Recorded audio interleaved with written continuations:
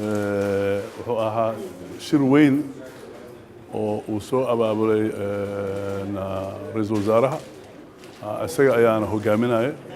waxaana isugu yimid wasiirro badan oo golaha wasiirada ah iyo beesha caalamka ah ujeedadana waxay ahayd ra'iisul wasaaraha inuu soo bandhigo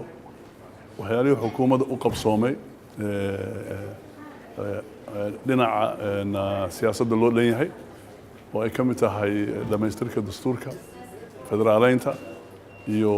doorashooyin hal qof hal cod ah sanad iyo 6 bilood oo xukuumaddiisa ay jirtay isagaa khudbada furay isagaana hogaaminaya shirka wuuna hal ayuu u soo dhigay wixii la soo qabtay iyo meelihii laga gaaray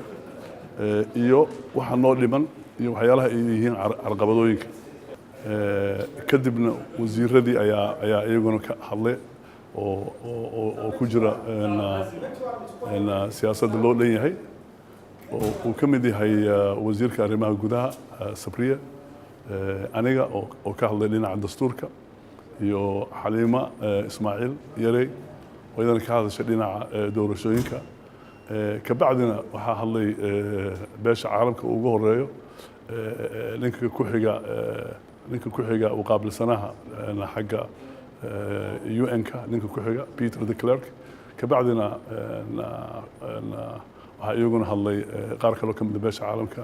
markii la dhageysteen waxyaalihii aan soo bandhignay kulligood aad bay ula dhaceen waxayna yidhaahdeen shaqada la soo qabtay shaqo oo caadi ama aha